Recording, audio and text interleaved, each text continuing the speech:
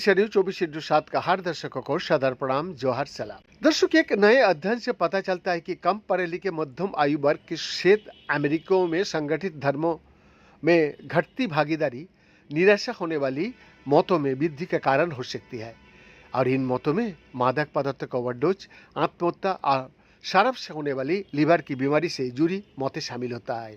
शोधकर्ताओं ने पाया कि जिन राज्यों में 1985 और 2000 के बीच चार्ज में उपस्थिति में सबसे तीव्र गिरावट देखी गई, बाद में उन राज्यों में इस प्रकार की मौतों में सबसे बड़ी वृद्धि देखी गई।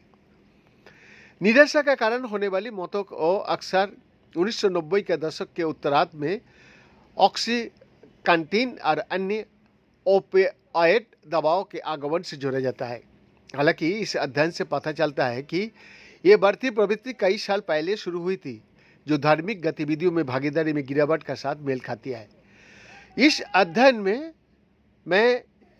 में हम कहानी का शुरुआत देखता है, जब ओपिएट एक प्रमुख मुद्दा नहीं बना था, और ये दर्शाता है कि ओपिएट संकट आने से पहले ही निराशा के कारण होने वाली मौतों में वृद्धि शुरू हो गई थी। इस अध्ययन के सह लेखिका और ओहियो स्टेट यूनिवर्सिटी में अर्थशास्त्र की सहायक प्रोफेसर टेमर ऑस्ट्रॉम ने यह बात सामने लेकर आई। दर्शक, ऑस्ट्रॉम ने वेस्ली कॉलेज का टाइलर जाइल्स और नोट्रोडेम विश्वविद्यालय डैनियल हंगरमैन का साथ मिलकर ये शोध किया। ये अध्ययन journal of the European economic association में ऑनलाइन में प्रकाशित हुआ था। शोधकर्ताओं ने जनरल सोशल सर्वे से धार्मिक भागीदारी को मापने वाले आंकड़ों और रोग नियंत्रण एवं रोकथाम केंद्रों से मृत्यु दर का रिकॉर्ड पर भरोसा किया। उनके विश्लेषण से पता चलता है कि धार्मिक गतिविधियों में भागीदारी में गिरावट का मुख्य कारण क्षेत्र मध्यम आयु वर्ग के वो अमेरिकी थे जिनके पास कॉलेज की डिग्री नहीं थी। ऑस्ट्रॉम के अनुसार इसी समूहों में निराशा के कारण होने वाली मौतों में सबसे अधिक वृद्धि देखी गई। चर्च में उपस्थिति में कमी और मृत्यु दर में वृद्धि का बीच का संबंध जो है पुरुषों और महिलाओं में दोनों में देखा गया, और ये संयुक्त राज्य अमेरिका के ग्रामीण और शहरी क्षेत्र में स्पष्ट रूप से दिखाई दिया।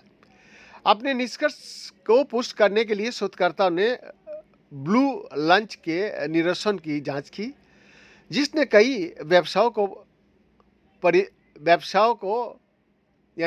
को रविवार को संचालित होने से प्रतिबंधित कर दिया था। इन कानून ने व्यावसायिक गतिविधियों को सीमित करके चर्च आने के विकल्प को कम कर दिया था। सबसे महत्वपूर्ण निरसन 1985 में हुआ, जब मिनेसोटा, दक्षिण कैरोलिना और टेक्सास ने अपने ब्लू लॉ को समाप्त कर दिया। शोधकर्ता ने उन राज्यों में रुझानी की तुलना उन अन्य राज्यों से की जिन्होंने उस समय इसी तरह का कानूनी का निरस्त नहीं किया था। बीएन का एक्सक्लूसिव रिपोर्ट।